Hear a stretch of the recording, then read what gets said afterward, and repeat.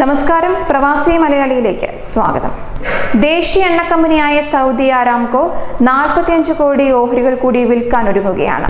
ലോകത്തിലെ ഏറ്റവും വലിയ എണ്ണ കമ്പനിയായ സൗദി ആരാംകോ ഡിസംബറിൽ ആദ്യമായി ഓഹരി വിപണിയിലെത്തുകയും 5% ഓഹരികൾ വിൽക്കുകയും ചെയ്തിരുന്നു.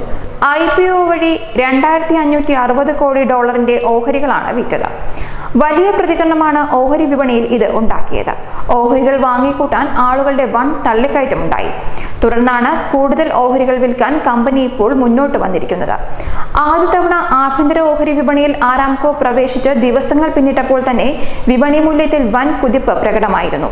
ശക്തമായ മുന്നേറ്റമാണ് കമ്പനി ഓഹരി വിപണിയിൽ പ്രകടിപ്പിച്ചത്.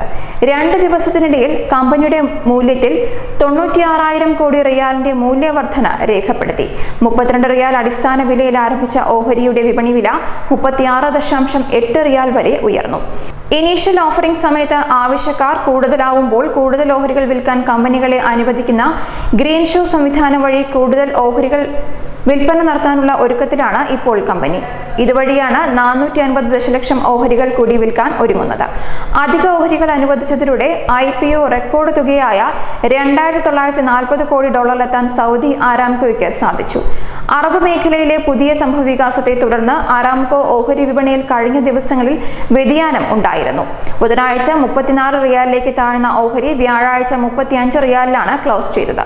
നേരത്തെ ഡിസംബർ 4 വരെ വ്യക്തികൾക്കും നിക്ഷേപകർക്കും ഓഹരി സ്വന്തമാക്കാമെന്നായിരുന്നു കമ്പനി വ്യക്തമാക്കിയിരുന്നത്. സൗദിയിലെ വിദേശികളായ താമസക്കാർക്കും നിക്ഷേപകർക്കും ഓഹരി വാങ്ങാൻ അനുമതിയുണ്ടായിരുന്നു. ഒരാൾ കുറഞ്ഞത് 10 ഓഹരികളെങ്കിലും എടുക്കണമെന്നാണ് വ്യവസ്ഥ. പരമാവധി എത്ര വേണമെങ്കിലും സ്വന്തമാക്കാം. ഡിസംബർ 4 വരെയായിരുന്നു ഓഹരികൾ സ്വന്തമാക്കാനുള്ള സമയം ഉണ്ടായിരുന്നത്. ആദ്യം ആഭ്യന്തര വിപണിയായ തദവൂലാണ് ലിസ്റ്റ് ചെയ്യുന്നത്. ആദ്യ 6 മാസത്തേക്ക് ആരാംകോയുടെ 0.5% ഓഹരി മാത്രമാണ് വിപണിയിലെത്തുക എന്നും കമ്പനികൾ റിപ്പോർട്ട് ചെയ്തിരുന്നു. 6 മാസത്തിനു ശേഷമേ കൂടുതൽ ഓഹരികൾ വിൽക്കൂ എന്നാണ് അന്ന് കമ്പനി അറിയിച്ചിരുന്നത്. ന്യൂസ് ഡെസ്ക്, പ്രവാസി മലയാളി.